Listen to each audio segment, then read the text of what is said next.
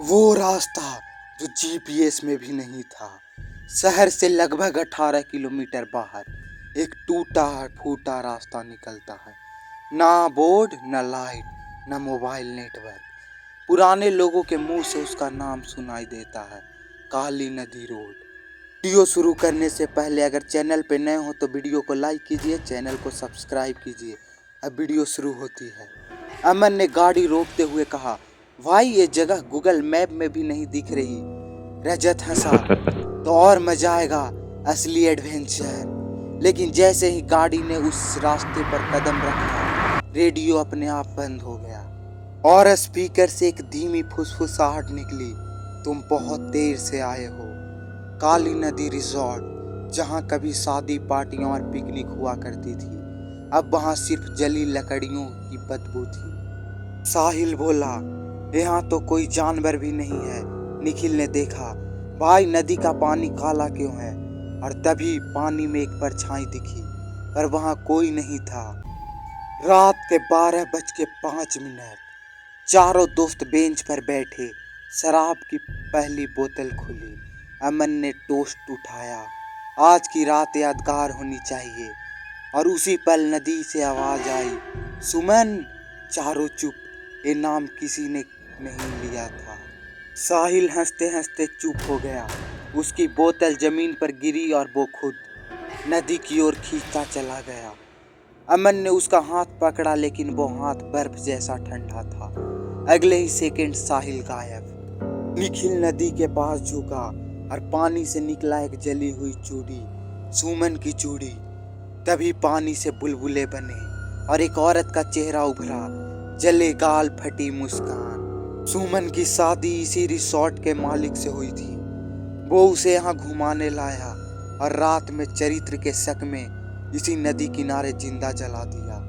मरते वक्त सुमन चिल्लाई थी, मैं हर साल लौटूंगी और 4 लोगों को अपनी कहानी दूंगी। जंगल में किसी के चलने की आवाज। अब सुमन मुड़ा, उसने देखा उल्टे पांव के निशान सीधे उसकी तरफ आ रहे थे। रजत चीखा, उसका शरीर हवा में उठा, हड्डियां एक एक कर उल्टी मुड़ गई और फिर नदी ने उसे निगल लिया।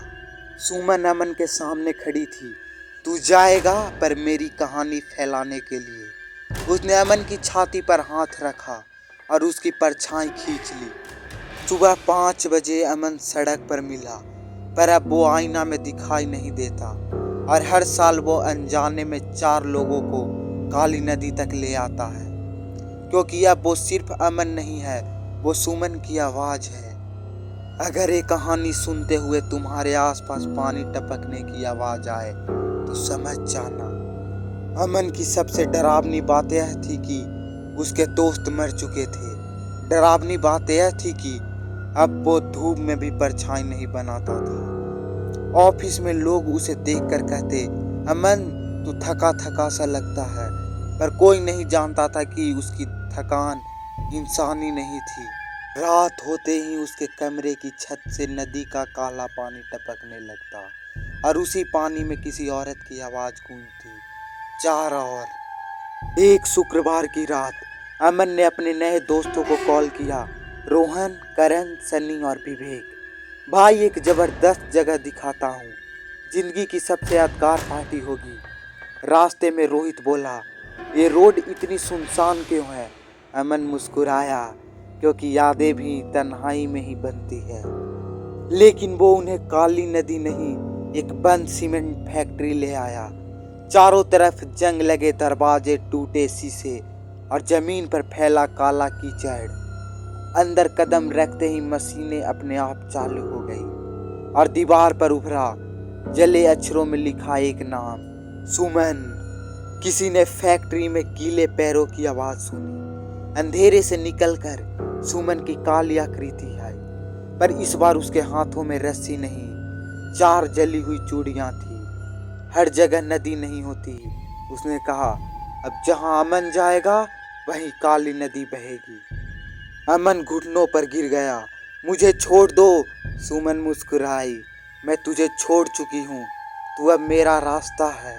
और उसी पल रोहित, करण, सन्नी और विवेक एक एक कर फैक्ट्री की दीवारों में समा गए, जैसे वो कभी थे ही नहीं।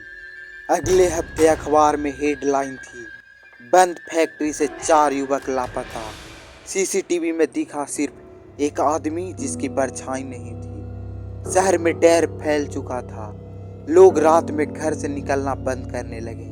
लेकिन काली नदी को अब जंगल की जरूरत नहीं थी। एक दिन पुलिस स्टेशन के बाहर एक लिफाफा मिला। अंदर सिर्फ एक लाइन थी, काली नदी हर शहर में बह सकती है, बस किसी एक को आवाज बनना होता है। और नीचे 4 जली हुई चूड़ियां। अब गायब होने की खबरें हर दिन आने लगी थी। कभी मॉल की पार्किंग से 4 लड़के, कभी फ्लाईओवर के नीचे से 4 दोस्त। और हर सीसीटीवी फुटेज में सिर्फ एक आदमी दिखता, परछाई के बिना, अमन। रात होते ही शहर की सड़कों पर नदी जैसा काला पानी फैलने लगता। लोग कहते कल तक सूखी सड़क थी, आज सुबह यहाँ कीचड़ और जली लकड़ी की बदबू क्यों है। मीरा एक खोजी पत्रकार थी। जब उसने लगातार 4-4 लोगों की गायब होने का पैटर्न देखा, उसे एहसास हुआ यह सीरियल किडनैपिंग नहीं, ये कोई रस्म है। उसने अमन की फोटो निकाली और जो उसने देखा उससे उसका दिल बैठ गया। आईने में अमन दिखा ही नहीं देता था। मीरा ने पुरानी फाइलें खंगाली। 12 साल पुरानी केस फाइल, सुमन की हत्या। फाइल के आखिरी पन्ने पर लिखा था, मृत्यु के बाद भी जलने की बदबू आती रही, मानो लाश नहीं कोई श्राप जिंदा रह गया। उसी रात मीरा के घर की खिड़की पर 4 गीले उल्टे बाग उभरे। मीरा ने अमन को ढूंढ निकाला। वो शहर के पुराने बस डिपो में खड़ा था। मीरा बोली, तुम इंसान नहीं रहे। अमन की आवाज में 2 आवाजें थी, मैं हूं भी और नहीं भी। पीछे से काली नदी जैसा अंधेरा फैलने लगा। सुमन ने मीरा से कहा, मुझे इंसाफ नहीं चाहिए, मुझे याद किया जाना चाहिए। हर 4 गवाह मेरी कहानी को जिंदा रखते हैं। मीरा चिल्लाई, अगर मैं तुम्हारी कहानी दुनिया को बता दूं तो क्या तुम रुक जाओगी? पहली बार सुमन की आंखों में आग नहीं, आंसू थे। लेकिन तभी अमन जमीन पर गिर पड़ा और उसके मुंह से खून की जगह काला पानी बहने लगा। बस डिपो के फर्श पर पड़ा अमन कांप रहा था। उसके मुंह से काला पानी बह रहा था, जैसे उसके अंदर कोई नदी कैद हो। मीरा ने उसका सिर गोद में रखा। तुम्हारे अंदर वो कैसे घुसी? अमन की आंख खुली, पर उसमें उसका चेहरा नहीं था। वो फुसफुसाया, सुमन मरते वक्त अकेली नहीं थी, उसके साथ उसका बच्चा भी जल गया था। मीरा का गला सूख गया। पुरानी फाइलें अधूरी थी। सुमन की पोस्टमार्टम रिपोर्ट में एक लाइन काट दी गई थी, गर्भावस्था लगभग 5 महीने। शहर ने सिर्फ एक औरत नहीं, एक माँ को जला दिया था। सुमन की आत्मा नहीं भटक रही थी, उसका बच्चा भटक रहा था, जिसे कभी दुनिया देखने का मौका नहीं मिला। और हर साल 4 लोगों को गायब होना असल में 4 गवाह नहीं, 4 नई यादें बनाना था, ताकि वो बच्चा मरकर भी भुलाया न जाए। मीरा ने कैमरा ऑन किया, लाइव ब्रॉडकास्ट शुरू। मैं आज एक औरत और उसके अजन्मे बच्चे की कहानी बता रही हूँ। पूरे शहर ने देखा कैसे काली नदी की धुंध उसके चारों ओर फैलने लगी। पहली बार सुमन चिल्लाई, गुस्से से नहीं, दर्द से, मेरे बच्चे को भी याद रखना। और काली नदी धीरे धीरे सिकुड़ने लगी। अमन के चेहरे का रंग लौटा, उसकी परछाई वापस दिखने लगी।